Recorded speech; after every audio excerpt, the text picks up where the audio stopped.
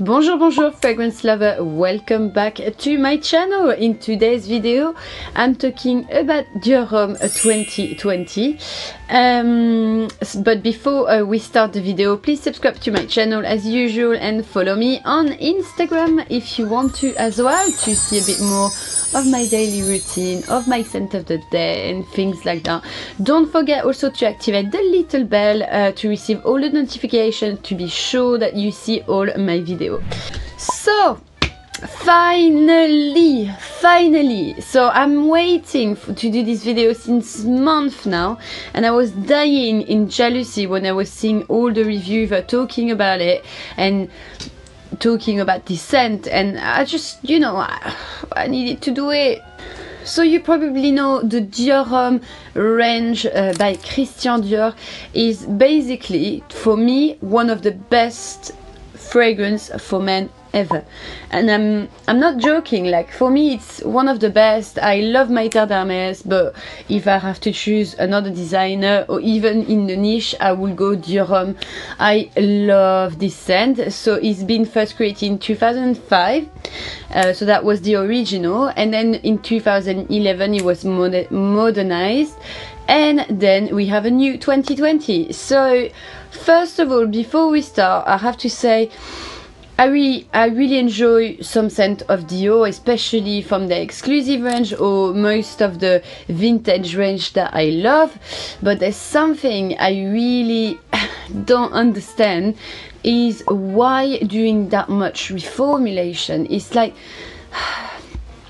mine, when I think I appreciate actually, like when the brand is doing some other interpretation of the original, or will do another flanker. I think it's nice because it means like it tends to be for all season, for your favorite scent. You will refine that DNA all the time, but reformulated it and then discontinued the one that was before, for me it's like, unless it was really bad, then okay, you know. But Dior Homme was amazing. Like I don't know a lot of like fragrances that had this DNA in the men section, so it means the star ingredient was really this iris, and it was a beautiful iris because it was powdery but not too heavy. It will give a bit like a sensuality, sensitivity to the fragrance. I mean, it's a beautiful way to wear a woody fragrance, like toned down with a bit of flower, and that I do absolutely love. Anyway, and then they started to do another version. So I think doing constantly like a lot of reformulation is degrading the image of the brand for me. Like, it doesn't sound as luxurious. The Maison Dior is such a powerful house with a beautiful heritage. I love to talk about the new look, you know, in the 20s and things like that. I think it's amazing. Like, this, it's such a rich heritage and it's a beautiful house. But like, for me, like, killing a bit the vintage scent, like they've been discontinued Jules for men, the Dune one for men, and I'm just like, why? Like, because it's part of the history of the brand, it's part of the heritage. It's not a good choice. Like, I think the only reason that I could see behind that is money, and I think if you start to do like very marketing project like this and forget about the history, I think that's where luxury stops, and then you killing a bit the art.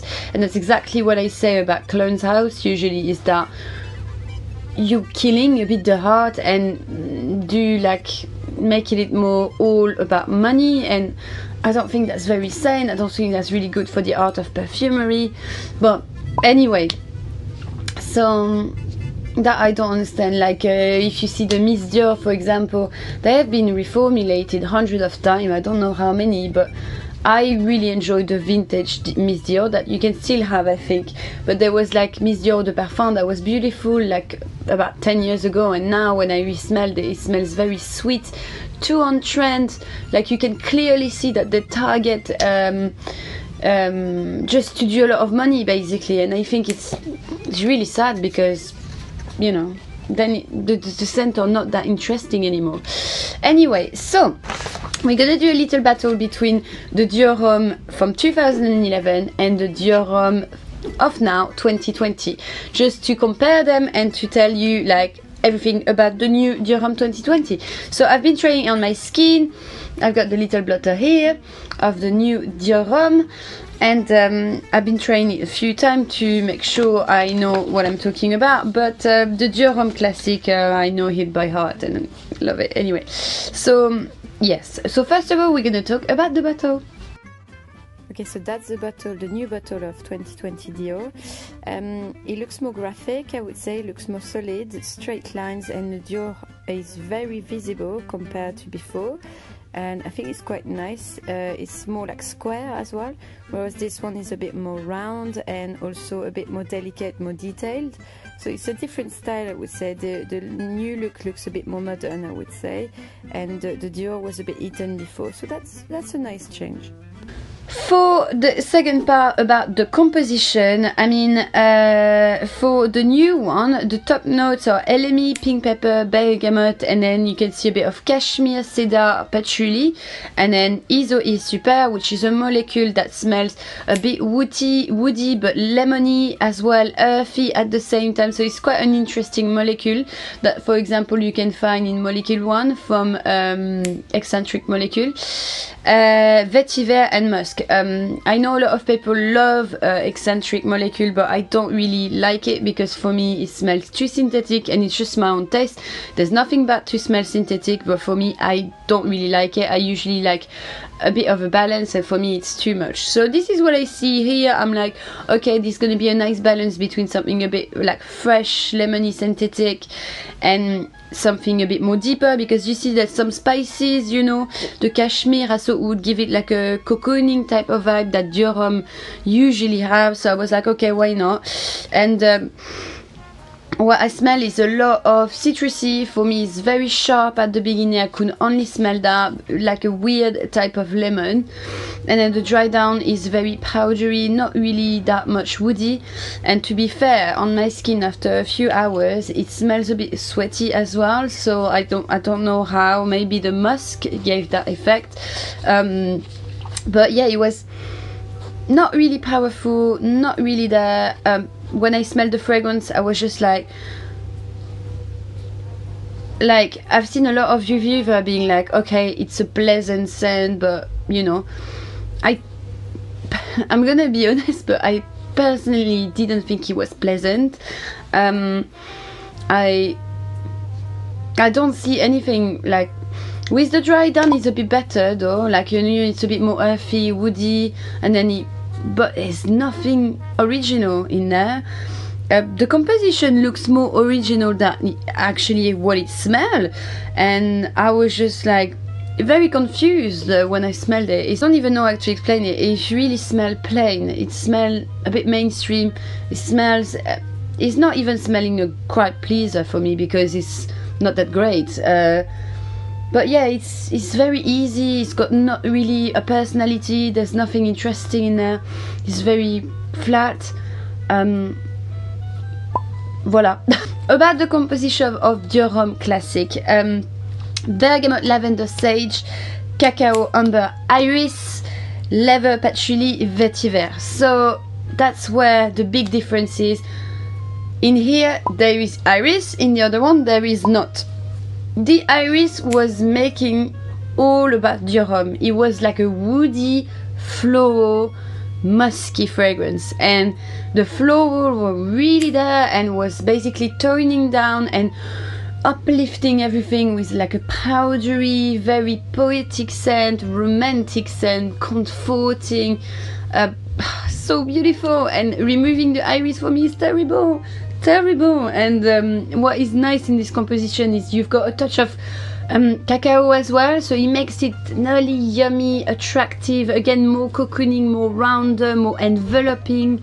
And what is beautiful too is the iris is perfectly balanced with the lavender, and the lavender always gives that soothing tone, like very relaxing again. So overall it's a nice balance of everything, and you can clearly see that there's an undertone that is very warm, woody, leathery, you know, but the whole composition is very nicely balanced, and you smell a bit of the bergamot greenness at the beginning, but it's a bergamot that is not citrusy. It's more bergamot that is slightly green, that perfectly nice with the dry down in the earthy vetiver. So I think for me it's really nicely done, and I'm really sad because I heard they were gonna discontinue that, and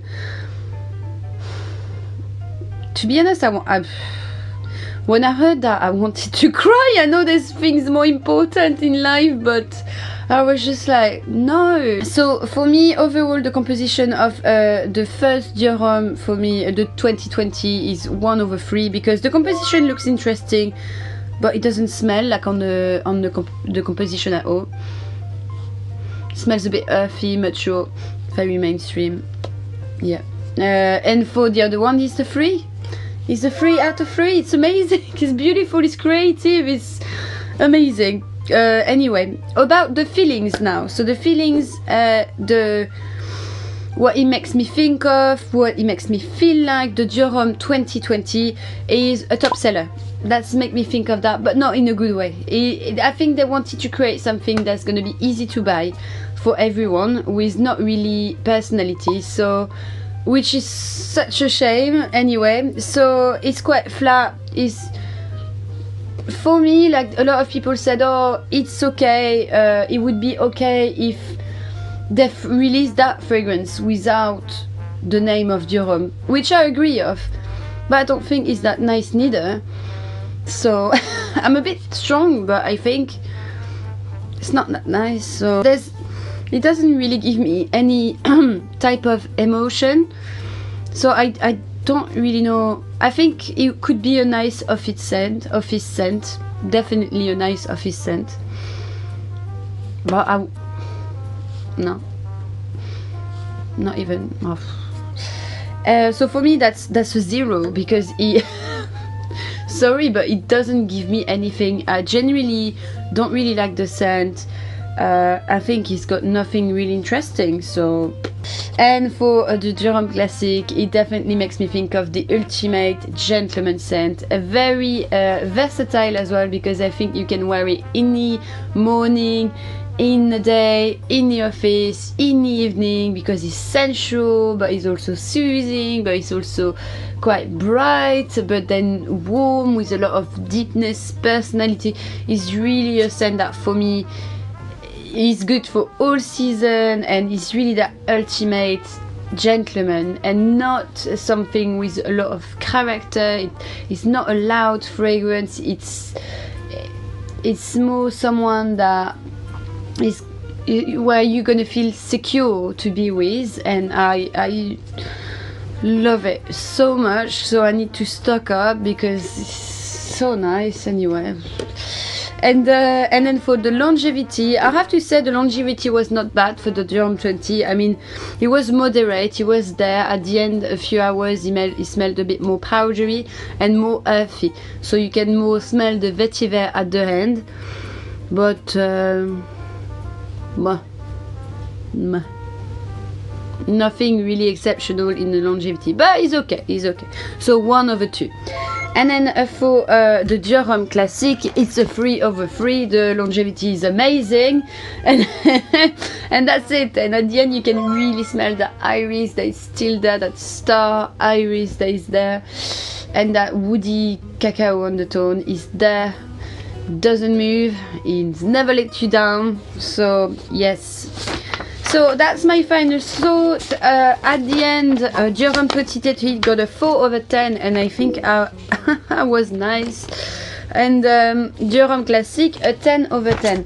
I mean, I love it. I'm not very subjective, to be honest. I think I'm a bit tough as well, because again, if it was released on its own, I would probably say that it's a nice office scent, things like that. But the fact that this is this that replaced Dior Homme 2011 is like,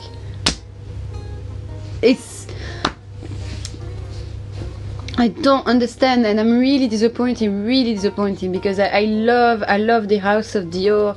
There's a lot of fragrance that I enjoy. I grew up with Dior as well. I think their house got one of the beautifulest heritage again and again, but this is not nice. So tell me what you think about the fragrance. I think a lot of person can agree on the fact that is great, but not groundbreaking, not exceptional. But yeah, that's my thought personally. But yeah. So I wish you a lovely end of the week, and I hope to see you very soon, and that's it. Bye now.